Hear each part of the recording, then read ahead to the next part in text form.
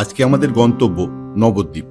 আর তাই নবদ্বীপ যাওয়ার জন্য হাওড়া কাটোয়া লোকালে আমরা এসে নামলাম নবদ্বীপের কাছাকাছি স্টেশন বিষ্ণুপ্রিয়া হল্টে। নবদ্বীপ এবং বিষ্ণুপ্রিয়া এই দুটো স্টেশন থেকেই নবদ্বীপের সমস্ত জায়গা ঘুরে দেখা যায়। আজকে নবদ্বীপের বিভিন্ন জায়গা ঘুরে দেখব। তার মধ্যে প্রধান এই ভিডিওতে যে জায়গা দেখাবো আপনাদের তা হলো নবদ্বীপের ৬০ ফুটের গৌরাঙ্গ। গোটা নবদ্বীপটাই মন্দিরে ভরা। আর সেই বিভিন্ন মন্দির দেখতে দেখতে আমরা টোটো করে এসে হাজির হলাম ৬০ ফুট গৌরাঙ্গ মন্দিরে। তাই আর বেশি কথা না বাড়িয়ে আমরা মন্দির পরিসরের তথা এই ৬০ ফুট গৌরাঙ্গ যেখানে আছে সেই জায়গা ও তার চারপাশের দৃশ্য একটু ঘুরে দেখি। এখানে ঢুকে সামনে টিকিট কেটে নিয়ে আমরা একটা গুহার মধ্যে দিয়ে ঢুকছি। এইটাই এখানকার প্রবেশ পথ, যদিও এই অন্ধকার গুহাটা কৃত্রিম গুহা।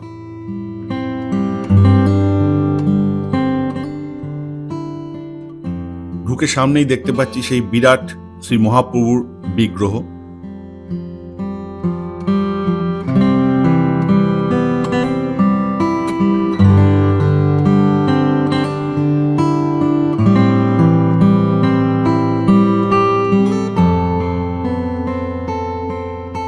এই বিগ্রহ প্রথমে একবার দেখে নিয়ে এইবার আমরা এই জায়গার চারপাশটা একটু ঘুরে দেখব। চারপাশেই দেখতে পাচ্ছি বিভিন্ন রকম দেবদেবীর মূর্তি, কৃষ্ণের বিভিন্ন লীলা, তার সঙ্গে মহাপ্রভুর বিভিন্ন জীবন কাহিনীর ওপর বিভিন্ন মূর্তি তৈরি রয়েছে এবং তার সঙ্গে রয়েছে আরও অন্যান্য দেবদেবীর মূর্তি।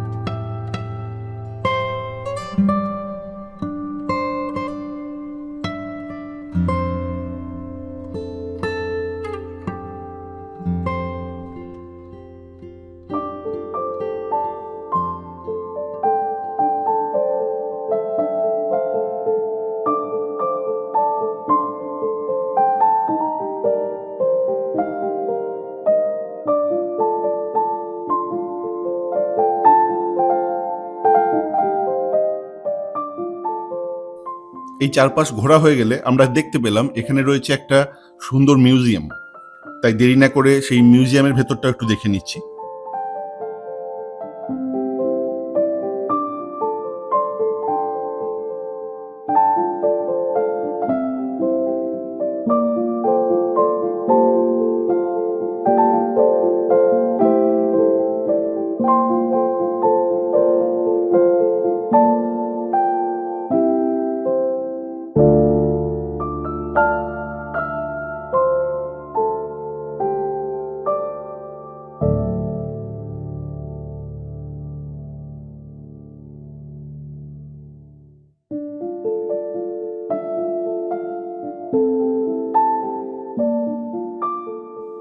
মিউজিয়ামে শোকেসের মধ্যে বিভিন্ন দেবদেবীর মূর্তি থাকলেও মধ্যে বিশেষ আকর্ষণ রয়েছে এখানের গোপাল মূর্তি ও তার সঙ্গে নৃসিংহদেবের মূর্তি।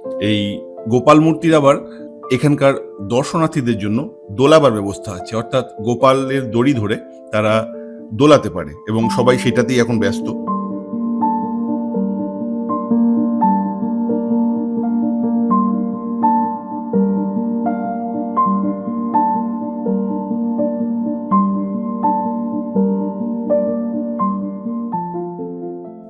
তাই আমার মেয়েও একটু দুলিয়ে নিল।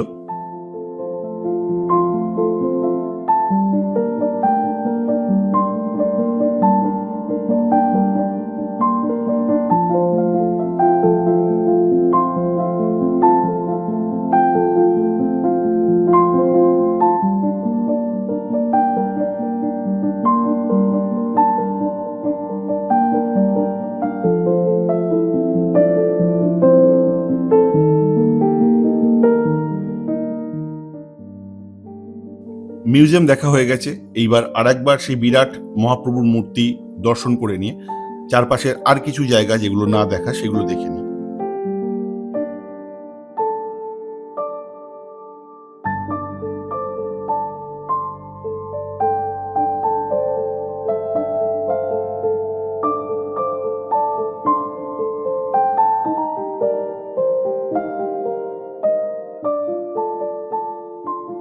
এইভাবে আজকের এই ভিডিওয়ে আমরা মহাপ্রভুর সেই বিরাট মূর্তি এবং তার সঙ্গে তার চারপাশের বিভিন্ন দেবদেবীর মূর্তি, মিউজিয়াম প্রভৃতি দেখে নিলাম।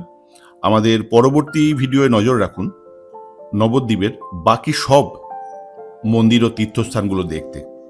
আর এই ধরনের ঘুরতে যাওয়ার ধর্মীয় স্থানের ভিডিও যদি আপনাদের ভালো লাগে তাহলে আমাদের সঙ্গে থাকুন, আর চ্যানেল সাবস্ক্রাইব না করা থাকলে সাবস্ক্রাইব করে নিয়ে পাশে থাকুন। ধন্যবাদ।